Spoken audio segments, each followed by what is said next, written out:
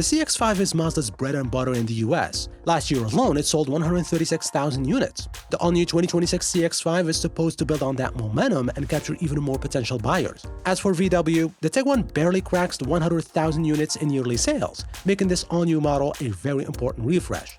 So, with its all-new exterior and even more luxurious interior, does this new Tiguan have what it takes to dethrone the Mazda? Well, that's exactly what you'll find out by the end of this video. So, without any further ado, let's get into it. The new CX-5 and Tiguan are stepping into this new generation with more size and better tech, yet they keep their distinct personalities. Mazda stays true to its reputation for blending sportiness with elegance, giving the new CX-5 a longer, more imposing stance thanks to an extra 4.5 inches in overall length and a wheelbase that has grown by nearly 5 inches. While it uses its shield grille and slimmer headlights to create a sharp, aggressive face, the Tiguan goes for a more tech-forward look. Its front end is dominated by a much bigger grille and a lighting signature that stretches all the way to an illuminated VW logo, a look that it borrows straight from their EV lineup. Side by side, the silhouettes really highlight their different goals. The CX-5 features a lower hood and sharp front overhang for a sleeker profile, accented by tasteful gloss black on the wheel arches. The Tiguan, meanwhile, has moved away from sharp creases in favor of subtle, soft sculpting on the door panels, though it keeps things interesting with its new squircle-shaped wheel arches. Both offer new wheels and sizes, with the Tiguan offering up to 28 inches, while the CX-5 6 to 19s at the top end. Out back, that's where they really differ from each other. Mazda moved away from its traditional circular taillights in favor of slim horizontal elements that stretch towards the center, where the Mazda name is spelled out outright. It's a really clean, handsome look finished off by two real exhaust tips poking through a gloss black bumper. The Tiguan, on the other hand, mirrors its front end out back with a massive light bar that spans the entire tailgate, connecting slim new tail lights and another glowing VW logo. Overall, between the Mazda's refined, sporty look and the Tiguan's bold, light, heavy design, I'll pick the CX-5 any day of the week.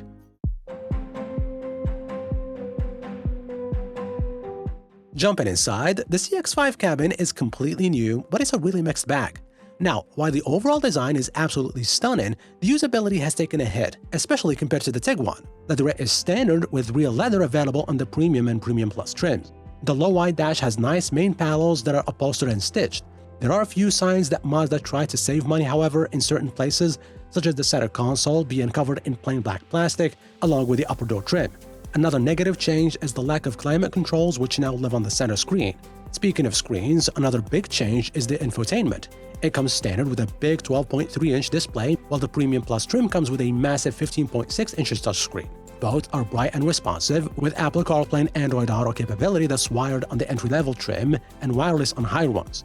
The integrated HVAC controls on the screens are permanent to try and make up for the lack of physical controls. The 12.3-inch digital gauge cluster is standard and can display Google Maps when needed. As for VW, this new generation is really out to put every other SUV in its segment out of business, and especially the new CX-5. The moment you step inside, you will find a layer of luxurious materials that extends from one door across the dash to the other door to really provide the cabin with a sense of coziness. Heck, VW even decided to add some American walnut wood trim to the dash to further spice things up.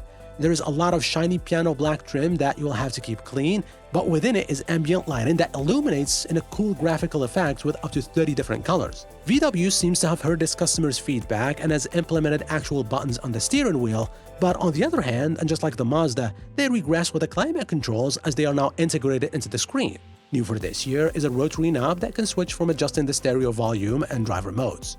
As for infotainment, a new 12.9-inch display is standard for lower trims, while the higher-end model get a full 15-inch variant. A 10.3-inch digital driver display is now standard across the line. The new system is great with sharp graphics and responsive interface with both Apple CarPlay and Android Auto standard. Here is the takeaway. While they both have really good interiors, the Tiguan's improvements combined with the CX-5's really noticeable drop in quality gives the VW an easy win here. When it comes to passenger cargo space, the CX-5's wheelbase is 5 inches longer than the old model, allowing for even more space inside. The front occupants have plenty of room length and height-wise, but the second row is where this model really shines. Legroom is now amongst the best in its class with a very comfortable bench. As for cargo space, it's again bigger than the previous model. Behind the second row, you get a good 34 cubic feet, fold them flat and you get a really good 67 cubic feet. As for VW, the new Tiguan is within an inch of the new CX-5, so space is very similar between the two.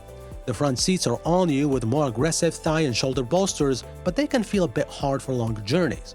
The back seats are just as spacious with plenty of headroom and similar legroom compared to the Mazda.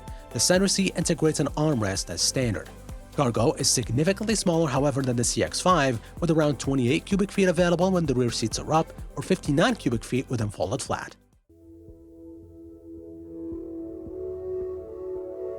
As far as pricing goes, the 2026 Tiguan S starts at $30,800 and stretches all the way to $43,000. But the trim level to get is the SE, which combines a good mix of equipment and price, though it doesn't look anywhere near as good as the R-line models. It includes newly redesigned 19-inch alloys, power tailgate, power driver's seat, dual-zone climate controls, and remote start. The top SEL R-line goes for $43,000. As for the CX-5, the 2.5S is cheaper and starts at $29,900, but the trim level to get is the mid-range preferred trim. It comes everything with the base and select trim models offer and adds 19-inch wheels, a power liftgate, a head-up display, heated steering and front seats, and 10-power adjustable driver's seat. The bigger 15.6 infotainment display is exclusive to the top trim Premium Plus at $39,000. As you can see, the CX-5 is overall cheaper, but it's no longer that great value that it used to be. When it comes to on-road performance, the standard 187 horsepower 2.5-liter four-cylinder engine carries over to the new 2026 CX-5. Sadly, however, the more powerful turbo 2.5-liter is gone. There is also a CX-5 hybrid in the works that Mazda says will arrive in the 2027 model year. The first thing you notice when you hit the road is how quiet the CX-5 rides. At cruising speeds, the cabin is hushed and the ride feels reasonably sedate on most roads. Under acceleration, however, the 2.5 can get quite noisy. Ride quality, even on 19-inch wheels and low-profile rubber, is smooth and well composed on all but the roughest roads. It's great for everyday driving, with better-tuned steering that feels more direct and nicely weighted. As for VW, you will find a more powerful powertrain than you find in the CX-5. Under its hood is a 2-liter turbocharged four-cylinder engine that now makes 201 horsepower, up from the previous generation's 184. This new model's dimensions hit a sweet spot, because it's big enough that you get a spacious interior, but it's not so big that it's intimidating to drive around the city. Visibility is pretty good, and you sit quite high for a commanding view of the road ahead.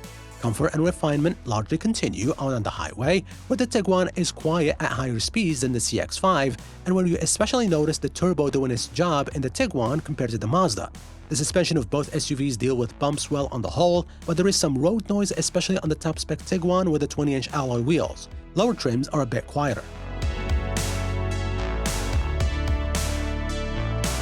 So, which one is better? Well, this is a tough one. You really can't argue against the driving dynamics of the new CX-5, but the Tiguan, on the other hand, trades some of that engagement for a commanding high-seating view and a suspension that prioritizes comfort. But as an overall package, the new Tiguan with its more powerful standard engine, higher quality cabin, and smoother drive takes the win here.